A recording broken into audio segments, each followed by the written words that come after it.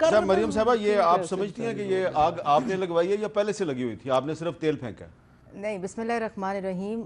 सबसे पहले तो मैं ये कहूँगी कि आग की बात तो मैं नहीं करूँगी, लेकिन शाह महमूद कुरैशी साहब ने जो मैं बात करती हूँ उसको इंडोर्स ज़रूर किया है कि एक डिसक्वालीफाइड शख्स, चाहे वो जहांगीर तरीन, चाहे वो AB, ये खुद कहते आए हैं, ये नहीं, ये इस वक्त पार्टी में नहीं थे फवाद चौधरी साहब, उस वक्त और तर्जुमान थे या शायद किसी और पार्टी के हों जिनकी आजकल जिन पे बुरा वक्त आया हुआ है, काश ये उनके पास भी होते उस वक्त से अब तक।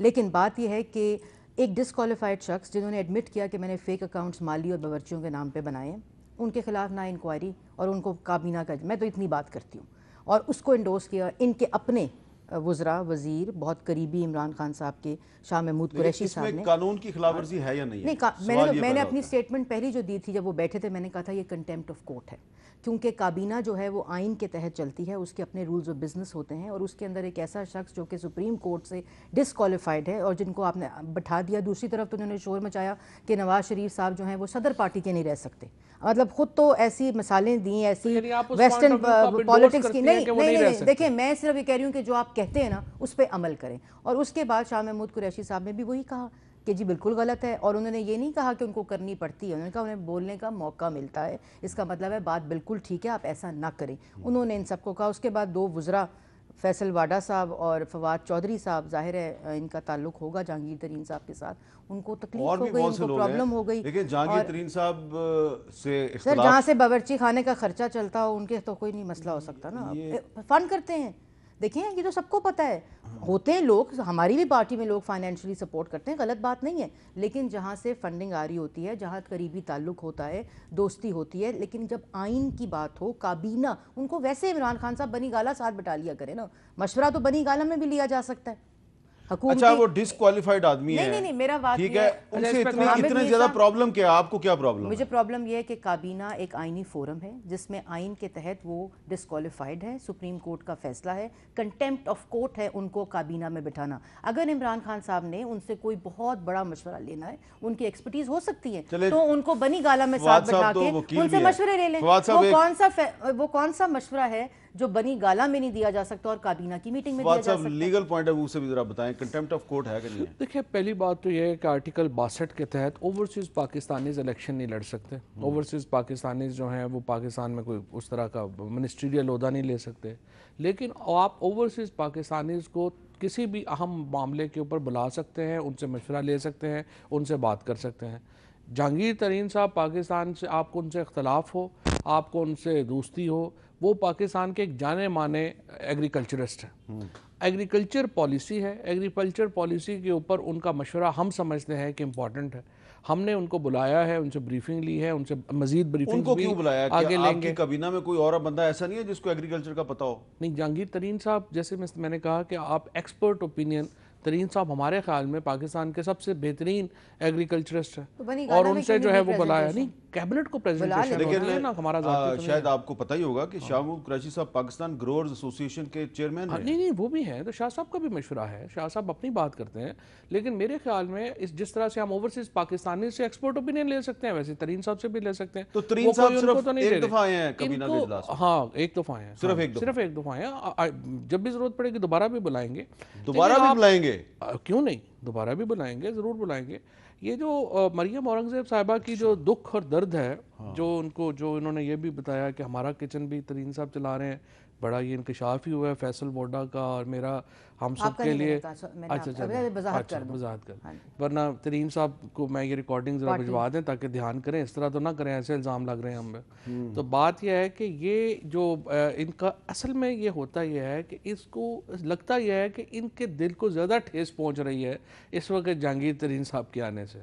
उसकी वजह है कि उनका किरदार रहा है।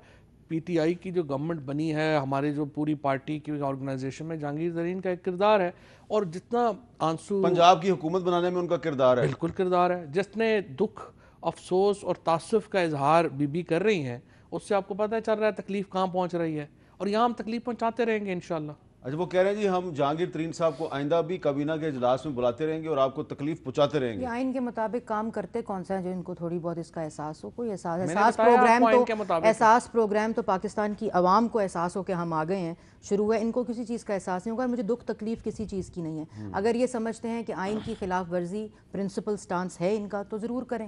अच्छा, लेकिन लेकिन यानी उस लेकिन पार्टी की लेकिन बात ये है जिन्होंने करप्शन में डिस्क्वालिफाइड आदमी को अपना दोबारा प्रेसिडेंट इलेक्ट कर लिया, वो हमें बता रही हैं कि ये बड़ा सारा दिन बोलते रहते हैं फिर भी थकते नहीं। मेरी बात तो कंप्लीट हो जाए, अपनी अपनी बात करें। पाकिस्तान की आवाम देख रही है वजीर इत्तलात को, ज़रा थोड़ा सा बेहतर कर ले इमेज अपना। मैं बोल लूँ आपको अपने इमेज मैं बोल लूँ ख़त्म कर लूँ। तो ये मरियम औरंगज़ेब की तकलीफ़ या दुख की बात नहीं है। पाकिस्तान की आवाम है, काबीना है जो आइन के मुताबिक चलती है। आइन की खिलाफ वर्जी करनी है करते हैं। अच्छा, 7 दिन हो गए हॉस्पिटल क्यों नहीं गए? वो हामिद मीर साहब सवाल करेंगे या आपका जवाब दे दूँ? आपका भी दिया भी। ये जो हॉस्पिटल वाला सवाल है इस पर बाद में आ जाते हैं। ये बताएं कि क्या ये मामला सिर्फ शाह महमूद कुरैशी और जहांगीर तरीन साहब के दरमियान है या असल लड़ाई जो शुरू हुई है वो असद उमर साहब की वजह से शुरू हुई है? देखिए जी, कोई लड़ाई नहीं है, सारी कैबिनेट इकट्ठी है, सब कुछ है, ऐसे तो छोटा मोटा चीज़ें चलती रहती है, इसमें क्या है? छोटी मोटी तो वो छोटी मोटी असद उमर साहब ने कुछ पिछली एक कैबिनेट की मीटिंग में आप पे भी बड़ा एतराज़ किया। मेरे असद उमर साहब बड़े भाइयों की तरह एतराज़ कर लेंगे, क्या प्रॉब्लम? तो आपने उसका वैसे बड़ा अच्छा जवाब दिया था, ज़रा कौम को भी बता दें क्या जवाब दिया था आप जब उन्होंने कहा कि मैं इनको फिगर्स देता हूँ फवाद साहब को इकोनॉमिक परफॉर्मेंस के बारे में, ये फिगर्स पब्लिक को जाके नहीं बताते, तो आपने क्या जवाब दिया? नहीं, ऐसी कोई बात नहीं, कोई पब्लिक को नहीं बताते। असद उमर साहब ने जो है वो इंशाल्लाह ताला अभी दोबारा अपना रोड मैप देंगे, वो आएगा, कोई ऐसी बात नहीं, कई दफ़ा हो जाती है ऊपर नीचे। चले, कई दफ़ा हो जाती है ऊपर नीचे, आपकी काबीना में भी होता है रोड मैप हाँ, रोज होती है। अब एक रोड मैप की तारीख तो बता दें। 8-9 महीने गुजर गए रोड मैप। अच्छा, तो आपकी रोड मैप, आपकी गंद भी साफ कर रोड मैप, इसका भी जवाब दूंगी मैं। ये गंद साफ अगर आप कहते हैं तो अभी दे दूं। ये जो गंद जिसको कह रहे हैं, मैं सिर्फ इकोनॉमिक्स आती नहीं भाई को, मेरे थोड़ा सा स्ट्रगल करते हैं जो फिगर्स होते हैं उसके ऊपर। जिस वक्त हम आए 2.8 ग्रोथ रेट था, हम गए इनको इन नालायकों को 5.8 ग्रोथ रेट देके गए। हम आए थे तो 12 के ऊपर इन्फ्लेशन थी, महंगाई, इन नलायकों को हम 3 पे देकर गए जो इस वक्त 9.4 पर चली गई है। इन्फ्लेशन डबल कर दी है, ग्रोथ हाफ कर दी है। ये इनकी कारकर्दगी है 9 महीने की। अब जो गंद डल चुका है 9 महीने का, पता नहीं वो किस वक्त साफ होगा। और जो ये कर्जे की बात करते हैं 2600, हामिद साहब आप हामिद भाई अपना प्रोग्राम ज़रूर करें। इस बजट में मैं पहले पेशन गोई कर रही हूँ, 2600 अरब का खसारा पाकिस्तान की तारीख में पहली दफा किसी बजट में आएगा। अभी जो ये 2600 अरब ये अभी जो पेश करेंगे ये आप लिख लें सर, आप लिख लेना, क्योंकि हमारे पास मिफ्ता इस्माइल है, इनके पास असद उमर है, फर्क साफ जाहिर है। पहले आपके पास हिसारदार साहब भी थे। वो भी उन्होंने भी जिनके ऊपर तनकीद करते हैं, उन्होंने इकोनॉमी को 5 साल जिस तरह चलाया, ये लोग दोबारा, मैं अब नहीं कहना चाहती। ये कहते हैं कि आज इकोनॉमी का ये जो हाल हुआ है इसकी वजह ये है कि आपकी हुकूमत ने कर्जे लिए, आपकी हुकूमत की इकोनॉमिक पॉलिसीज की वजह से आज अवाम पे जो है ना वो महंगाई का बोझ। पहली बात तो ये दुनिया का हर बात तो ये है कि इसकी फिगर्स मरियम की इतनी खराब है, आपने मेरे से हमारी गवर्नमेंट को 6 महीने के बजाय 9 महीने का डिक्लेयर कर दिया। आपने मेरे से सवाल आपकी गवर्नमेंट को 8वां महीना नहीं लगा? नहीं, अभी तो 7वां भी नहीं। ये हर ये नहीं। अच्छा, दूसरी बात 7 से महीने नहीं आगे आने सर, आगे आने ही नहीं है। लेकिन मैं मेरे से आपने सवाल किया ना, आपने मेरे से सवाल फिगर्स करना जवाब दे दूं पहले जो फिगर्स मेरा रिकॉर्ड कर ले। फवाद चौधरी साहब फिगर का जवाब दें। 2600 अरब रुपए का खसारा होगा जी। पहली बात 9.4 महंगाई, जवाब दें, खसारा तो होगा इसलिए कि ये करके देंगे, जवाब दें। अच्छा, पहली बात आप सुनिए,